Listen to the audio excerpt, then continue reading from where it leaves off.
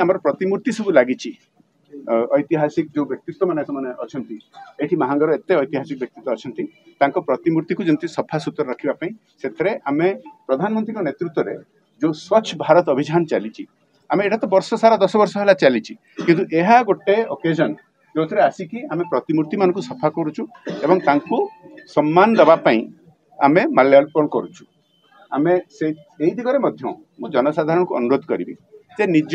केवल निज घर नुह निज साही निज पाख आख अंचल रे आपण मध्य निजे इंटरेस्ट नियंतु स्वच्छता मेंटेन करने आउ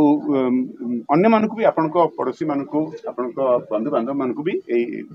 मोटिवेट करंतु जे स्वच्छता मेंटेन करने एकविंश शताब्दी रे भारत रो जो भूमिका एवं पूरा पृथ्वी सारा प्रशंसा पाउची आम से इमेज टाक मेंटेन करने आम निज स्वास्थ्य आम देश हित में स्वच्छता रे निजे इंटरेस्ट नवा उचित एभली आमको आगामी दिन मानक आप देखा पाइबे विभिन्न अन्य कार्यक्रम आम आसी जनसाधारण पाखे पहुँचू घरे घरे पहुँचू आउ एबे अगस्त 15 हवा जाऊँ स्वाधीनता दिवस को मनइबापी हर घर तिरंगा आमर किछि वर्ष है चली अभियान आम एटा भारतीय जनता पार्टी कार्यकर्ता माने मिसिक निश्चय करूँ किंतु एटा कौन राजनैतिक कार्यक्रम नुह आम समस्त नागरिक मान कहूँ समस्त जनसाधारण को कहूँ आपण घर उपरे आपण गेट पाखे आपण छात उपरे निश्चित भाव में जातीय पताका आपण लगातु केवल अगस्त 15 नुह एबठू लगातु आउ लगेकी रखि थांतु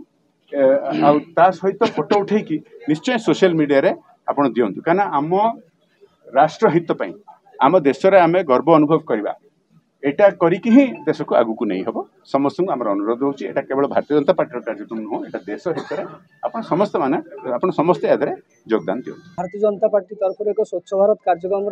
आयोजन कराइतिला प्रतिभा भवन रे हमर माननीय सांसद केन्द्रापड़ा श्रीजुक्त वैजन पंडा ए जोग देते सालेपुर भारतीय जनता पार्टी विधायक प्रार्थी अरिंदम भाई आमर सम्मान्य जिला सभापति रामनारायण महांती समस्त उपस्थित थे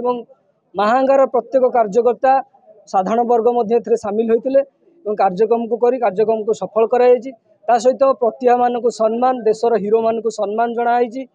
माँ गछटे जो कार्यक्रम रही वृक्षरोपण से कार्यक्रम पालन कराई आगामी दिन में हर घर तिरंगा और तिरंगा शोभा यात्रा